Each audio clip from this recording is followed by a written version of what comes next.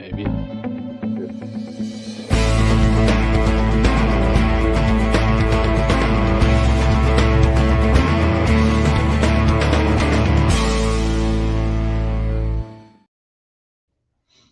Hi, I'm David with EV World News. We're talking about electric vehicles, green energy, and the stock markets. I'm back on a Wednesday with our resident engineer, Mike Herzog. How's it going today, Mike? You know what? I'm glad to be back. It's been a couple of weeks. I can report back on some man on the street interviews from Northern Europe on what I saw for EV action. It was very interesting. I rented two separate cars there, and both of them were plug-in hybrids, Oh, EVs. And it was kind of cool because they pitched it as, like, don't worry about charging it or anything, but basically you get, 50, 60 kilometers for free, but you don't have to fill back up in the gas tank.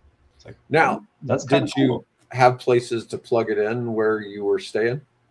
Now, I was in Finland for part of it, and they actually, from their engine block heaters, it looks like Mhm. they were starting to convert some of that infrastructure for traditional EVs. But I didn't go out of my way to look for them. But there were, I would say equivalent to what we see here in Lithuania and not Ukraine, got Ukraine on the brain, and Finland in that space of charging stations here and there, things popping up. Probably the neatest I saw was, I wish I took a picture of it. They actually had the street light adapter on there, so you just Okay, pull up next to the street light. They had a jack to plug in your car, and a couple of those, and saw a couple cars charging that way. nice, nice. Do you think that was level two charging on the street lights? I don't Or do know. I don't know. I don't think. I bet it wasn't. I bet it you think wasn't. it was just level one? Just level one from what they. Yeah. I think to a certain degree, that's one of those things that level one charging just, it's so slow that it's probably not the end of the world if, a lot of that is provided for free or whatever. Hmm. You know what I mean? Like I've talked Yeah, about this it's for just why apartments. It's not? like, Yeah. what's somebody going to use? If you have a resident and they're plugging in, they might use $20 worth of electricity in a year. That still cuts into your numbers, right? But if that, helps you retain Retain tenants. customers and confidence and satisfaction and all that. Like, it's not a bad thing. It's not a bad thing. Yeah, so I'm just saying it's certainly got its advantages. Um, let's see. So I want to start out talking because you and I have been talk a lot about nuclear energy, and Russia damaged the protective dome around Chernobyl, so it can no longer contain radiation. A drone hit it, of all things, and while they try to downplay this, um, it looks like it's not, you know, small damage. It hit it pretty good. I've got a picture if it It's pulls insane. up. There we Oh go. man, Yeah. I included two humans for scale there. those poor And guys. Gosh, you stick your head over the hole. Ooh, yeah, that's this, that's that's a pretty good hole right there. yeah. Yeah, here's the mouth of hell. You guys go and see if you can just patch that up real Yeah, quick. dude, real quick. Don't be there for more than 5 minutes. Yeah, officials arrived at the scene within minutes to put out the flames, but it was only the latest in the string of incidents plaguing the site as Russia's invasion of Ukraine drags on. From Russian soldiers inhaling radioactive dust after entering a nearby forbidden zone to major blackouts, forcing workers to switch to backup diesel generators at the disaster site. When Russia first invaded Ukraine, because Chernobyl's up by what do you call that country just north of it that's been cooperating with the Russians? Belarus? Belarus. Yeah, the one that Minsk is in. Yeah. Anyways, the Russians camped out around the nuclear facility, and a whole bunch of them, a lot of them got radiation poison. Radiation poisoning. They dug trenches, and Oh, yeah. the Yeah, soil just ate that up the soil's got to radiation. just be caked. I mean, yeah. Ooh. Yeah, they eventually just simply withdrew from that area. Yeah. The Russians did, I mean, and that's but it's scary, and it's like we were talking beforehand before we jumped online. It's just bad for the industry. Bad to resurface old wounds and issues and everything like that of the past, and just seeing those relics out there that they're subject to future conflict, and you have to watch them for such a long time. it's such a different world today that seeing those more legacy nuclear facilities take the spotlight again is just not good, not good for the industry. Yeah, well, and besides that, you have the largest nuclear power plant in Europe, which is Zaporizhzhia nuclear power station, is currently controlled by the Russians, and it's Mhm. under their control since 2022. It sits on the Dnieper River, and from up until 22, it had been operated by Energo Atom, Energo Atom, and now it's being operated by Rosatom, which is a Russian company, but it has 5.7 gigawatts of generation, but it's currently not generating power and is mostly shut down. But this is a big thing in the treaty negotiations that they're trying to work out between Russia and Ukraine is the status of this. Before the war, this provided 20% of Ukrainian power for the whole country. And this is some of the cooling towers have been hit by artillery shells. There's other things that have hit it. So it's really not in the safest spot. I mean, nobody really foresaw That was such a big deal early on of how close they got and contacting things and damaging infrastructure around it. It's just everybody at least took a step back and said, yeah, no, don't mess with that one. Just leave that one alone. That is not a target. That should not be a target. Yeah, and so this is one of the things with and we're going to call this, we talk about this, your grandfather's atomic energy. This certainly falls into that. These reactors were put online between 1985 and 95. Okay, now to be fair, 95 is probably newer than almost everything in the United States, right? Yeah. Oh, absolutely. Absolutely. yeah. But the sixth reactor was put in 2000. Oh wait, no. The sixth was added in 95. Okay. The first five were in the 4-year span between 85 and 89. So, yeah, it's a pretty big deal, but it's an old Gen 2 reactor setup. The Russians have their own type of technology, but it's a light water nuclear reactor. Very different from Chernobyl. Chernobyl wasn't the same type of technology, but anyways, it's in a dangerous spot, and it's interesting seeing these wars be fought over.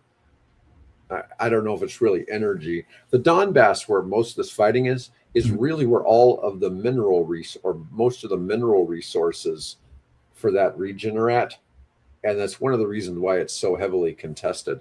And the nuclear plant, it has a huge power requirement even when it's not in operation. So for reference, like stateside, tons of regulations about that and requirements of you will have, in addition to your generators, backup diesel generators to power this, alternate sites, alternate feeds, backup plans to the backup plans. When you develop what we call like black start plans, where it's if the grid blacks out, it's mapped out, it's planned, people train on it. Here's how we restore the grid when everything's said and done. It has to be a priority that you restore power to nuclear power plants, just because they run for a long time and they have cooling and water circulation and pumps and all of those things that have to stay active. So it is keeping those things, even when the power is not running, reliable and up is like about as high as priority as we get in the US as far as not messing with those things. Yeah, well, it's one of the things, for those of you who don't know, some of the newer technologies, the stuff that's being classified as Generation 4 doesn't require outside power. It doesn't require outside water. And that all helps a lot. Yeah, we try not to get into politics on here, but, it is what it is. But anyways, we get... what was I saying there? Lost my train of thought. But it's interesting just to see where this is going in the nuclear space. But the Gen 4 stuff doesn't require all that. So self-extinguishes. which is Yeah. amazing. Yeah. Yeah. And so it's completely different technology. It just happens to still be in the world of fission. You know, and I'm seeing even now, I'm seeing some fusion people thinking they're going to be online by 28, which I think is awfully optimistic. Oh, I can't see that. I can't see that. Yeah. I mean, they did. There's been breakthroughs. I Mhm. mean, in small contained environments. I mean, I think they said it's the hottest spot in the galaxy was in a small lab. They actually got core temperatures higher than the sun to do some, but for like 20 seconds, and ran it. And it's so they're getting there, but it's 2028. Yeah, Oh, some of those temperatures are ridiculous. I yeah. think I've seen things like 70 million degrees Yeah, or like they said, it's something. hotter. They got it hotter than the core of the sun, just for at the size of a baseball for 20 seconds. But it was the hottest spot in the solar system. Yeah, the neat thing about fusion is if something were to get out of control, the system shuts itself down. So it's pretty cool from that perspective Mhm. too. It's because you're combining atoms, you're not splitting atoms. It's very simple to cut things off in one of those reactions. It needs so much energy to keep it running. Where it's if you take some of those inputs out of it, it just matter's lazy. Atoms are lazy. They don't want to do that if they don't have to. That's kind of a funny thought. Lazy atoms. All right. So we're going to report on wind energy. The Trump administration has been very down on wind, and they've tried to put a ban on wind energy permits. And a court has ruled that it's unlawful to ban wind energy permits. Now, 17 states and a New York-based clean energy group sued the government, setting apart the stop work order imposed on a vast wind farm in New York was aiming at powering 500,000 homes. And a district court judge in Massachusetts vacated Trump's order, saying it was arbitrary and capricious and contrary to law. Now, I have an issue with, I can understand the Supreme Court overturning something the president does. It's these lower courts that I don't see how a lower court judge can go in and enforce something on the federal government. There's been a lot of things that have happened in this way lately, or I should say in this past year, that I've never really seen before in public, where a local judge can affect what's going on in the federal government. It's just something strange, and it's being used more and more, it Mhm. seems. Which I don't know what to think about that. I think people need to have a way to address their grievances, but some of this is hard to say. I just don't get the administration's hate on wind. We all agree it's not pretty, but it is pretty effective. It's And pretty effective, and especially those offshore projects, Mhm. which is the pinnacle of you ruined my view. This is an issue. It's maritime. It's all of those, but good Lord, they're effective. It's all get 100 meters above the surface of the water. The breeze is always blowing.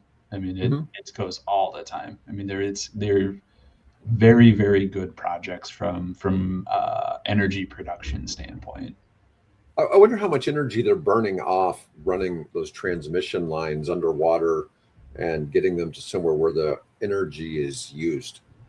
I don't know. I don't know. I mean, the voltage I'm sure is pretty high, and if they're in water, it's self-cooled and putting it in there. That's the big issue we have with wind where we're at. We're Mhm. in the middle of the country, and boy, we've got some wide open spaces, and a lot of wind coming off the Rocky Mountains in those areas. But we're talking Chicago and places that really, really need that energy, and that's the limitation right now. It's Transmission. transmission. It's got to go somewhere. Like it's the middle of rural Nebraska, 200 miles away from population centers. Like that's where there's space, that's where there's wind, but there's no demand. It's all got to Yeah, go somewhere. yeah. I've wondered just how much we're burning up in infrastructure to get that somewhere, because obviously you're making it basically at I've seen LCOE on wind being at like 2-3 cents. It's dirt cheap. Yeah, but that doesn't factor in the infrastructure cost of getting it to a user. Yep. And that's one of the big things, trying to explain to people. It's like, okay, you're paying 20 cents for retail electricity, and somebody's producing that electricity at the source for 4 cents, but most you got 2 cents profit, and then everything in between, that other 14 cents, it's cost of service. Yeah, it's infrastructure. Yeah, there's wires, there's poles, there's people. I mean, it goes down. It needs maintenance. I mean, the fixed cost is what they call that of delivering power. It's higher. It's higher, and most utility rate structures are actually balanced the other way, where most of the cost recovery mechanism is actually through the sale of energy, which is why when you start talking about solar and renewables, it gets really scary for utilities, because they're like, oops, like we actually inverted our rate structure. Most of the cost is in fixed assets, but we recover it through variable energy sales. Well, if you put solar in your house and those variable energy sales go away, then it's like, they're kind of caught holding the bag on all those fixed assets. Mike and I have been talking to people about selling energy at the site of the user. And the big advantage there is if we can provide the energy at the user, then there's no infrastructure costs. Yep. But the types of energy we're proposing are definitely more expensive than wind. Yeah. And it's just that the ones we're proposing are super environmentally clean, but costs money. Yeah.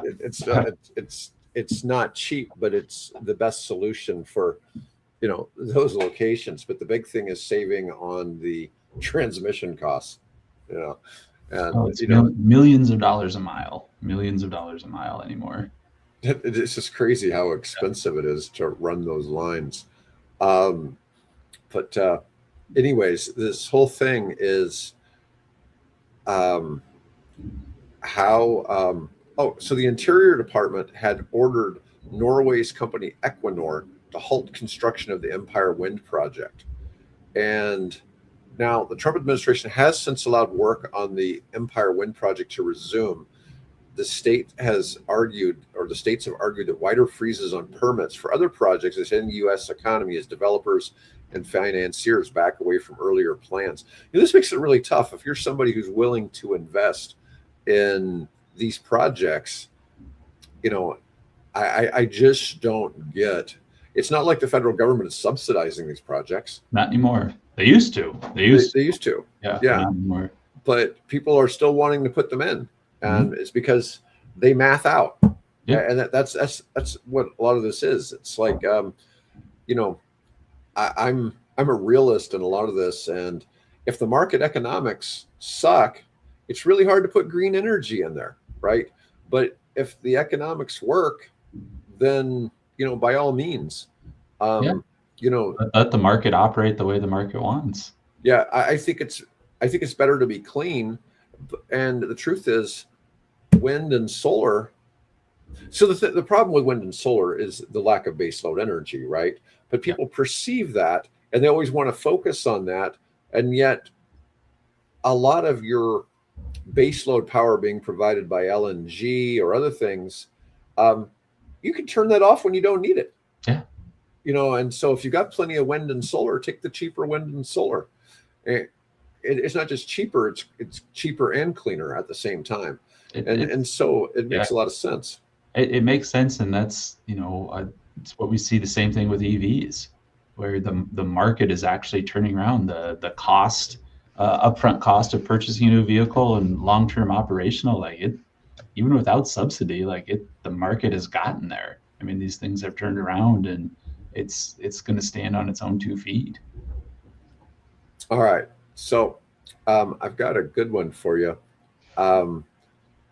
Status of EV charging in 2025, reliability, NACS standardization, and grid-ready growth. So what we've got going on is automakers are now consolidating around NACS, which is the Tesla supercharger network, standard, but CCS1 installations still outpace NACS deployments. Really? Yeah, so more people are Wow. putting in CCS chargers. Yeah. So I this is just my interpretation of it, but I thought that discussion was over. I thought we had settled. Like, this is what we're going to go to. Everybody's. I know it's adapter kits right now, but boy, I thought that was kind of in the rear view mirror. We're going NACS, but I would hate to be in the, dealing in that space too much right now, because you just know everything's going to the NACS standard. And in my opinion, it really looks like it makes sense to have one standard, right? It's the biggest network right now. I mean, it makes sense. But we had Jeremy McCool from Hevo on here that was talking about the wireless charging, right? And they're already putting in a lot of things, even though wireless charging doesn't really exist as far as most of us are concerned. It's really still just a lab project, but they've already agreed on the standards. Yep. Everybody's going to have the same standard, and the big thing is standard. Here's how it works. It's universal. I mean, yeah, they're approaching it right. So Bill and I were talking about something new in terms of how people could be billed for charging at public charging by their local utility company. The idea being more of an ATM type structure. So you go and you charge, and the charger doesn't actually charge you for anything. So you don't do any payment at the charger. Your local utility company handles infrastructure fees for the provider, but charges you the regular local utility rates. Okay. And so the markup is simply classified as an infrastructure fee, which is a lot like when you're going to an ATM and you get cash. If it's your own bank, you don't pay a fee.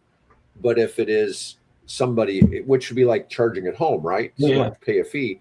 But when you go to somebody else's charger, you'd pay a fee just like you would at the ATM. Just like you would an ATM. That's kind of cool. I think that's an interesting approach. One, it simplifies things, I think, in the long run, where it's all funneled through that. You don't have to worry about subselling and franchise laws and all. It's just keep it easy.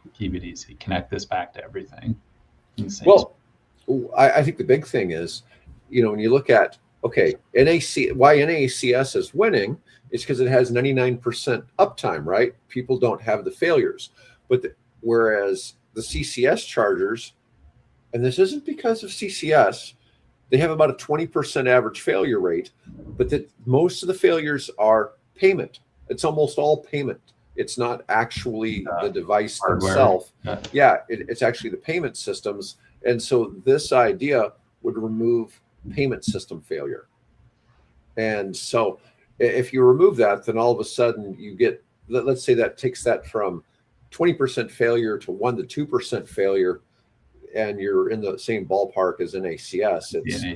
It's a negligible difference. And so that would be wonderful for the industry if that actually can happen. Those are all the things I want to continue to see. And what I hang my hat on with EVs still have so much growth. Like innovation with a lowercase I.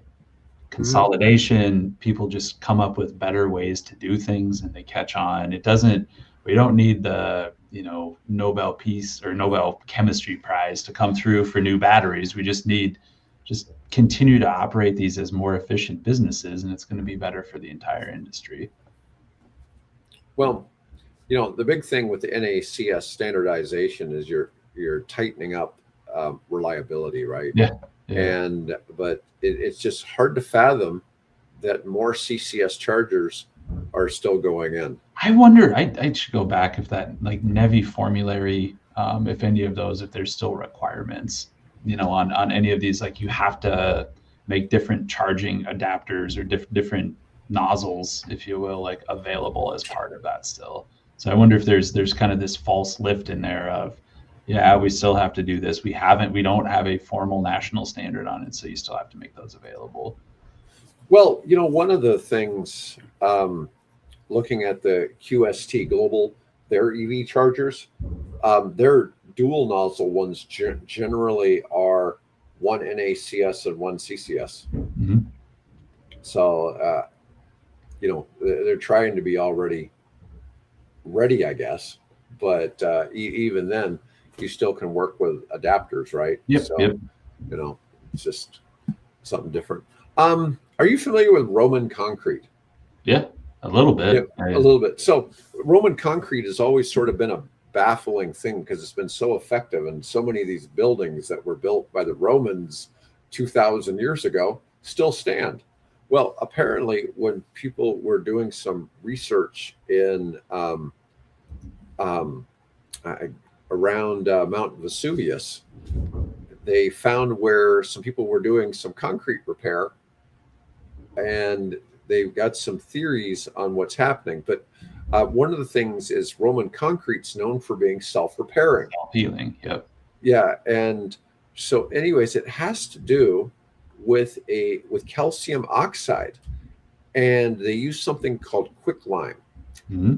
And anyways, the process of mixing concrete worked with dry lime mixed with volcanic ash. And when water was added, the reaction produced heat. So there was an exothermic reaction from combining the items. It's something known as hot mixing, and results in a very different type of concrete than our Portland cement we get from a hardware store. Adding water to the quicklime forms something called slaked lime, along with generating heat. With the slaked lime, if you have tiny undissolved lime clasts that retain the reactive properties of the quicklime. If the concrete forms cracks, the lime clasts react with water to heal the crack. It's back up. It's basically, I always imagine they just didn't mix it up. Like, you think of ours, it's very homogeneous and mixed up. Mm-hmm. And they basically left little pockets of lime in there. So when water gets added, it, expands and hardens itself back up.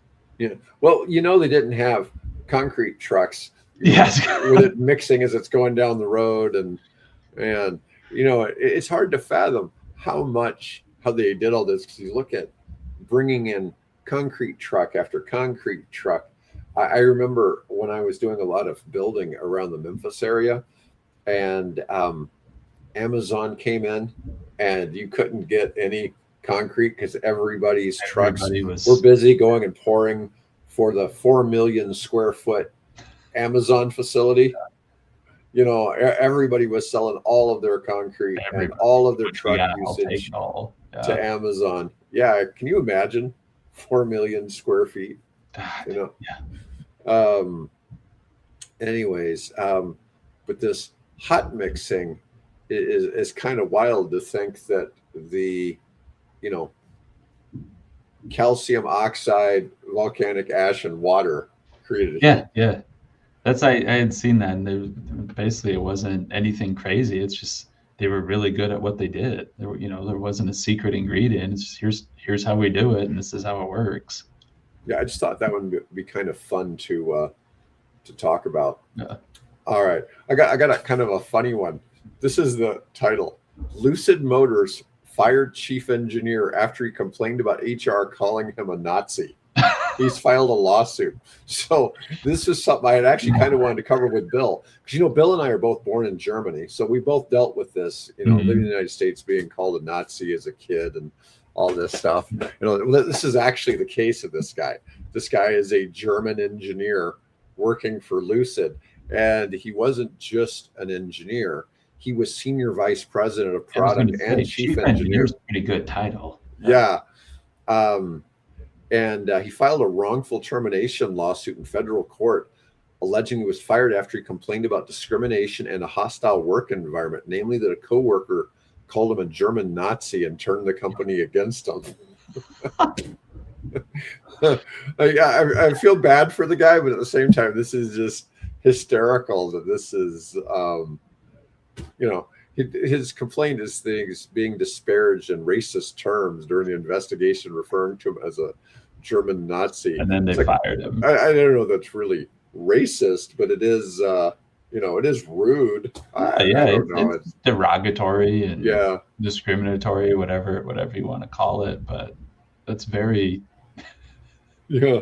I thought it's like, wow, this is some wild stuff. It's one of those I wonder how prevalent that was. If it was just an offhand in a meeting, or if like constantly like somebody's spamming the company. This guy's a Nazi. This guy's a Nazi. Or you never know where that came from, or but it's just kind of funny. We did not see that coming. Yeah. Yeah. Oh, damn it! Come on, man. Boo. Oh, I just thought that would be fun. Yeah, well, I've had, I've literally employed hundreds of people at a time, and getting people to get along with each other is,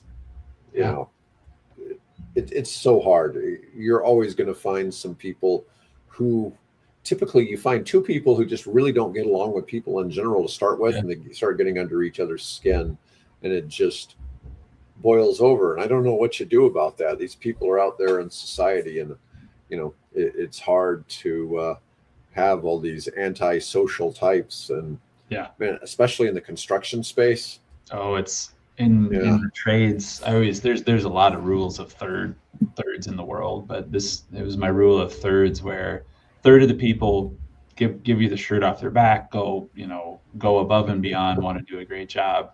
Third of the people, like, just leave me alone. Like, I'm going to show up, I'm going to do a good job, but I don't want to do anything else. And then a third of the people, oh God, it seems like they're just there to cause trouble, and it's just do your dang job. Not everything. Nobody's out to get you. Just do it. So it's and they just make it worse for the other 2/3. You just wonder how many people are just paranoid or what's going on. But like in this case, I mean, this is just, for and now we're laughing about this guy's dirty laundry. two guys in Omaha, Nebraska, laughing about it. That's No, I know. And then I look here, with some of the things we've been talking about, I look at all the nuclear stocks are in the red, and they all gone down a little bit today. But, you just kind of wonder, it's like with things going on, like you said, there's more earthquakes in Japan, with what's going on in Russia and Ukraine with the 2 nuclear facilities. You always just kind of wonder. I mean, like, if something bad happened to Zaporizhia, our nuclear industry would just be screwed. It'd be set back again. I mean, everything would do a 5 to 10 year reset and just be that much farther behind. Yeah, I've seen somebody saying we're in the middle of a nuclear renaissance, and if things aren't done right, there won't be another one. It'd be the end of nuclear, and it's really sad because it could be that fragile, right? Just because of how people react. All perception, some reality. The older designs, you bet. Like, it's a big safety risk, but. All right. Well, that was all I had for today. So I just had a limited amount of articles. But anyways, folks, want to thank everybody for watching, and we'll be back. I'll be back with Bill on Friday, and be back with Mike next week. Otherwise, folks, have a great day.